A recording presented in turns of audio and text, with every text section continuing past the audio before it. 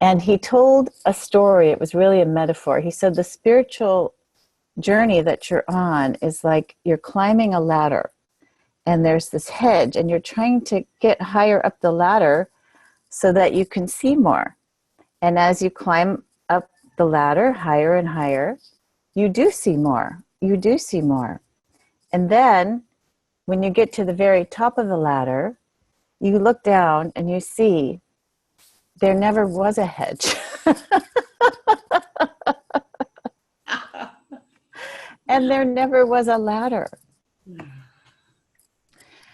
So that's what this series is speaking toward, or what we'll be sharing together, because I really expect that we'll all share our insights. You know, there'll be a support forum online, and there'll be some dialogue between all of us, and I hope dialogue on this call today.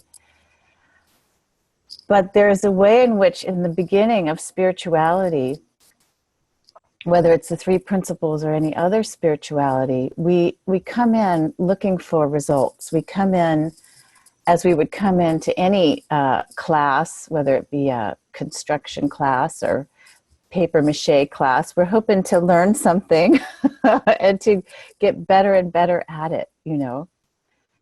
And there's a kind of way that we think where we take spirituality and we use it as self-improvement. And actually, you know, it can work. I mean, we see that with the principles, that people's relationships improve often, or their working life improves, their family life improves. But there's also a way that we then refer back, or continue to refer back to ourselves. You know, how are we doing? Are we improving? Are we continuing to evolve in our, quote, levels of consciousness, this illusionary ladder that Sid spoke of? And I think it's all, honestly, we're all on a journey that is just what it should be, you know. So there's nothing wrong with how we come in and what we're looking for. And yet now we're here together on this call, ready for something that we're calling spiritual maturity. So this is where you find yourself today, right? And for me, there came a point where I saw that I was still looking for stuff, for goodies for me. Everything was referenced to this self. And another thing that Sid said is, you must stop thinking about yourself and think of something far greater.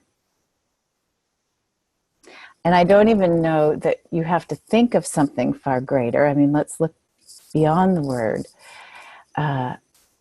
But that there is something far greater. And in this reference to a self, or a self-concept, which we'll be talking about on the series, we hold in place what Sid called the ego, and what others have called the ego. The ego improving, the ego now, let's say, wanting to be teaching, wanting to be making an impact in the world. And again, there's nothing wrong with any of that, but when we start to see through it, then this mana that is life, that is the unknown, really. We don't know where mana will take us. Are we supposed to be coaching, or are we supposed to be teaching? Sometimes that's a thought construction, you know. The idea of what we think will bolster the self-image.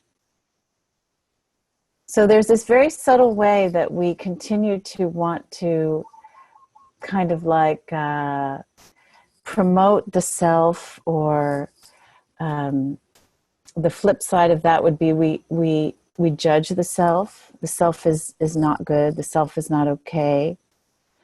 And so it's a beautiful thing to start to see through the idea of self as a thought creation.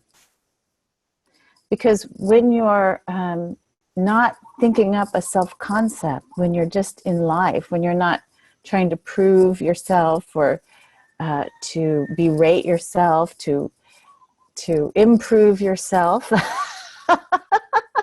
See, that's the funny thing, is we're trying to improve something that doesn't exist, if that makes sense. It's a thought creation. So we're trying to, in our thinking, add to this sort of bundle of thoughts that is our self-concept already. And so what this series, or even this call today, whether you join the series or not, is speaking to is that the concept itself, the self-concept, is the whole, you could say, obstacle. You could say, I use that word loosely because it's not really an obstacle, it's just thought. But once we see that there really is nobody that's improving, that's getting results, that's evolving in levels of consciousness, then we are this mana. We see that we are this mana. And others have said, we are pure mind, pure consciousness, and pure thought.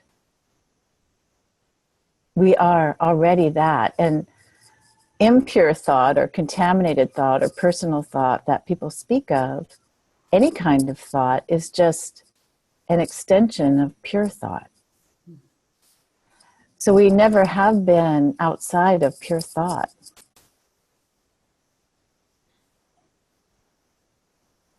We never have been outside of pure consciousness.